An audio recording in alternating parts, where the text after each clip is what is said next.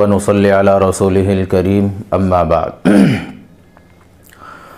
آج کی مجلس میں آپ حضرات کے سامنے یہ مسئلہ بیان کرنا مقصود ہے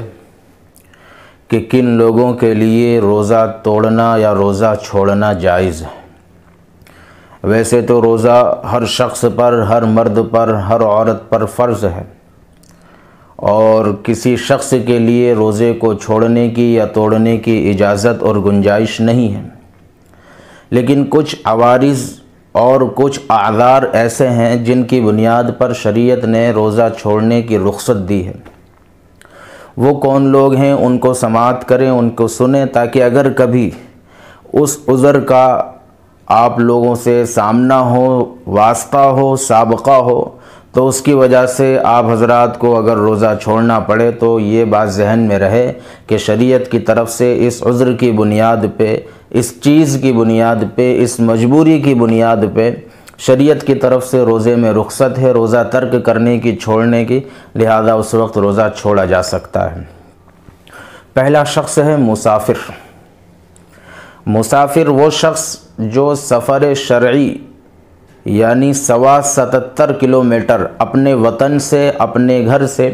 77 کلومیٹر پر نکل چکا ہو اور بیچ میں رمضان المبارک کا روزہ آ جائے تو ایسے شخص کے لیے سفر کی حالت میں روزہ چھوڑنے کی، روزہ ترک کرنے کی اجازت ہے۔ لیکن یہ کب ہے؟ یہ اس وقت ہے جب سفر مشقت والا ہو،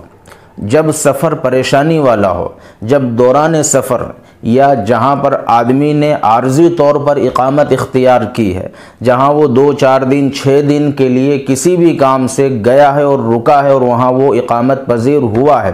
اس دوران اگر اس کو کوئی تکلیف ہے، کوئی مشقت ہے، وہ پریشانیاں جو اس کو اپنے وطن پر، اپنے گھر میں لاحق نہیں ہوتی تھی، ان پریشانیوں کا اسے سامنا کرنا پڑ رہا ہے، اس کی وجہ سے اس کے لیے سفر میں روزہ نہ رکھنا افضل ہے۔ لیکن موجودہ دور میں سفر بڑا آسان ہو چکا ہے، ایئر کنڈیشن میں سفر کر سکتے ہیں، ہوائی جہاز کا سفر ہے، ٹرینوں کا سفر ہے، سہولت والا آرام دہ سفر ہے، اور جب آدمی سفر کرنے کے بعد کسی جگہ مقیم ہوتا ہے، پہنچتا ہے، عموماً ہوٹلوں میں اور اچھی ہوٹلوں میں اس کا قیام ہوتا ہے، یا کسی ریلیٹیو کے یہاں، کسی رشتہ دار کے یہاں قیام ہوتا ہے، تو اگر اس کو مشقتیں نہیں ہیں، پریشانی نہیں ہے، اور سفر کی وجہ سے روزے میں ایک طرح سا ثقل اور دشواری محسوس نہیں کرتا، تو ایسے آدمی کے لیے سفر میں روزہ رکھنا افضل ہے۔ یہ ایک آدمی۔ دوسرا آدمی ہے مریض۔ مریض دو طرح کے، ایک تو وہ کہ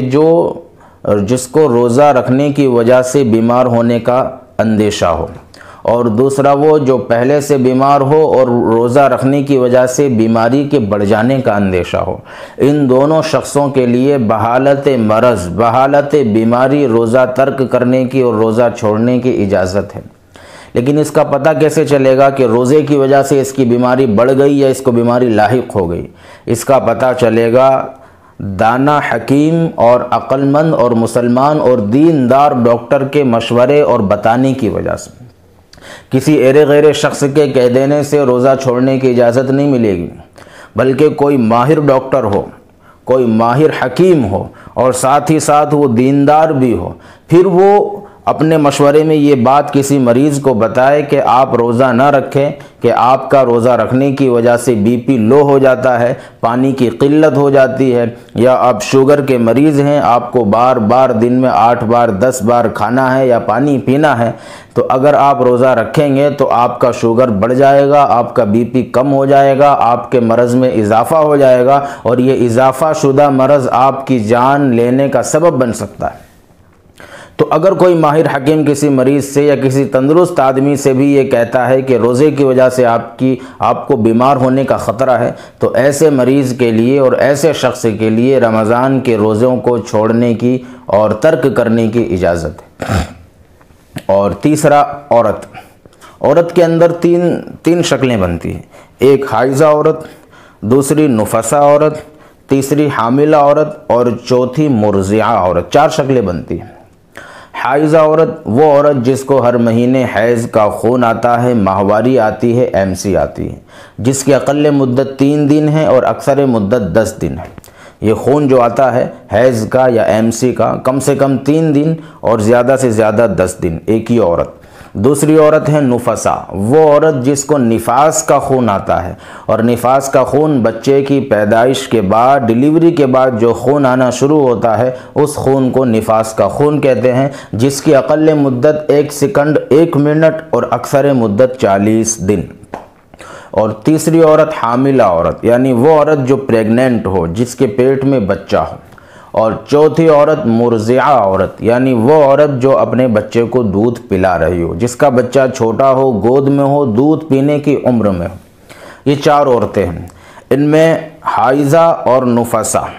حیض والی عورت اور نفاس والی، یعنی جس کو رمضان سے پہلے 2-4 دن پہلے ڈیلیوری ہوئی ہے، یا دوران رمضان کے بیچ میں جس کی ڈیلیوری ہوئی اور بچہ پیدا ہوا، ان دونوں عورتوں کا فوراً روزہ ختم ہو جائے گا۔ کسی عورت نے روزہ رکھا اور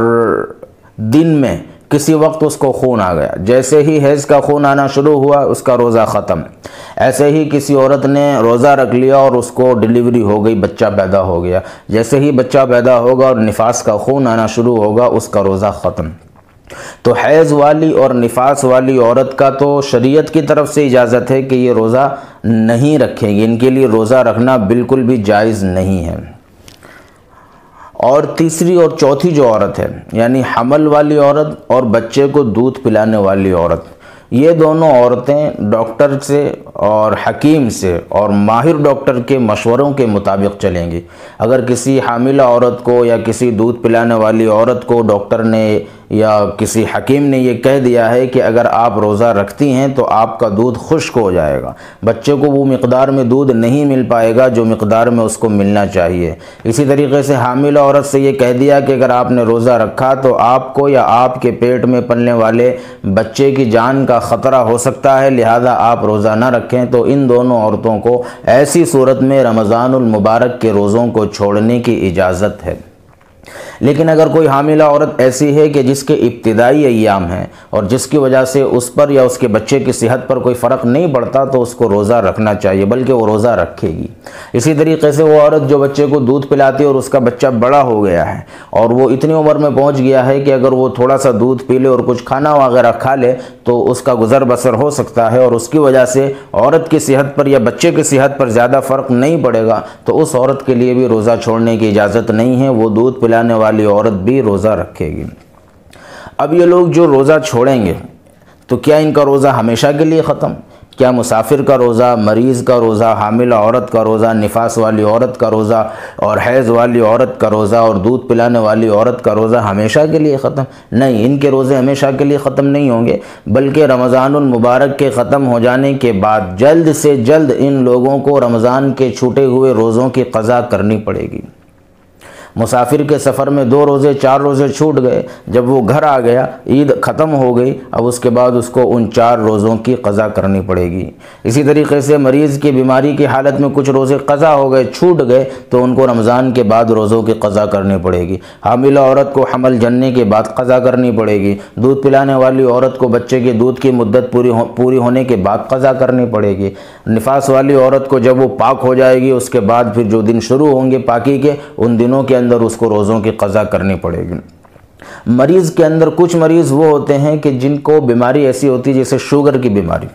جس میں ان کو اتنی مہلت اور اتنی مدت نہیں ملتی کہ وہ روزوں کی قضا کر سکیں۔ جیسے جو آدمی شوگر کا مریض ہے، اگر اس کے رمضان کے روزے شوگر کی وجہ سے چھوٹے ہیں تو بعد میں بھی وہ قضا نہیں کر سکے گا۔ کیونکہ شوگر جب لگتی ہے تو دائمی طور پہ لگتی ہے، یعنی پھر وہ موت پہ جا کے ہی چھوٹتی ہے۔ بس اس کا علاج یہ رہتا ہے کہ وہ جب تک دوا کھاتا رہتا ہے شوگر کنٹرول میں رہتا ہے، اور جب تک وہ بار بار کھانا کھاتا رہتا ہے شوگر کنٹرول میں رہتا ہے۔ تو اس طریقے کے جو لوگ ہیں جن کو ڈاکٹر یہ کہہ دیں کہ آپ روزہ کبھی نہیں رکھ سکتے، جس دن آپ نے روزہ رکھا آپ کا شوگر اوپر نیچے ہو جائے گا، آپ کی طبیعت پر اور آپ کی صحت پر اثر پڑ سکتا ہے۔ ایسے لوگ کیا کریں گے؟ ایسے لوگوں کے لیے پھر فدیہ رکھا گیا ہے کہ وہ لوگ جتنے روزے چھوٹیں گے ہر روزے کے بدلے میں صدقۃ الفطر کی مقدار کے برابر فدیہ ادا کریں گے، یعنی 1.25 کلو گیہوں ایک روزے کے بدلے میں اللہ کے راستے میں یتیم، مسکین، فقیر، جن لوگوں کو فطرہ دیتے ہیں، جن لوگوں کو زکوٰۃ دیتے ہیں، ان لوگوں کو روزے کا فدیہ ایک روزے کے بدلے 1.25 کلو گیہوں صدقۃ الفطر کی مقدار کے مطابق دینے پڑیں گے۔ لیکن اگر کسی آدمی نے 4 سال 5 سال کا فدیہ نکال دیا روزوں کا اور اس کے بعد وہ تندرست ہو گیا، اب اس کا شوگر یا جو بھی اس کو بیماری تھی وہ ہمیشہ کے لیے ختم ہوگی،